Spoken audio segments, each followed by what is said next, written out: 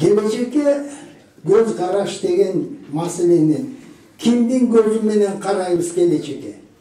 Marksizmdin gözü menen bir proletarlık internasionalizmdin gözü menen karayбызбы? Je bolboso bu bazar ekonomikanın gözü menen karayбызбы? Je bolboso mençikleştirүү, ideologiya gereği yok деген gözü menen karayбызбы? Bunu taktap alışыбыз керек. Biz 30 yıl boyu kimdin gözü menen gana gelecekte karagan jokпуз. Жыйынтыгы бүгүн көрүp турабыз.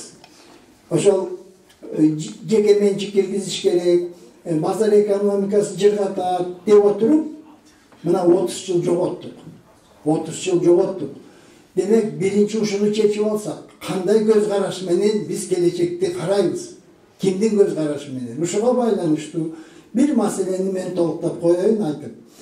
Адам, ар бир адам кесипти, ömürlük jarın, jumuştu, жашаган жери өзү тандайт.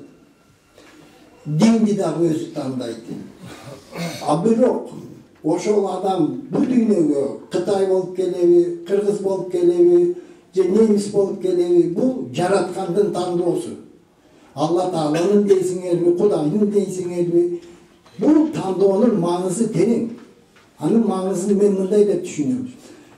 Ар бир улут өзүнүн улуттук касиети менен жашаганда, ошондо гана бактылуу таалайлуу болот. Биз кимди гана туураган жокпуз, кимди гана ээчиген жокпуз, бүгүнкү кейпибизди кийип отурабыз. Ошон үчүн биз келечекке жол табабыз десек, ата-бабалардын басып өткөн тарыхый тажрыйбасына, улуу үлгүсүнө таянышыбыз керек. Нары бери урунуп дагы элди кыйнаган болбойт. Экинчи маселе мындай. Кыргыз мамлекетинин келечеги бүдөмүк болуп турат, бирок адамзаттын келечеги да бүдөмүк болуп турат. Бүгүн экология маселеси. Мынагы табияттын баары талкаланып атат. Коронавирус жөн жерден чыккан жок. Демек, бүгүн жер жүзүндө болгон мамлекеттик түзүлүш, мамлекетти башкаруу, коомдук саясий түзүлүштөр өзүн актабай калды. Өзүн актабай калды. Американын абалын көрүп атабыз, Япония, Европа мамлекеттеринин абалын көрүп атабыз. Демек, жана эле биздин мамлекеттин келечеги эмес, адамзаттын келечеги тоңкуйга такалды.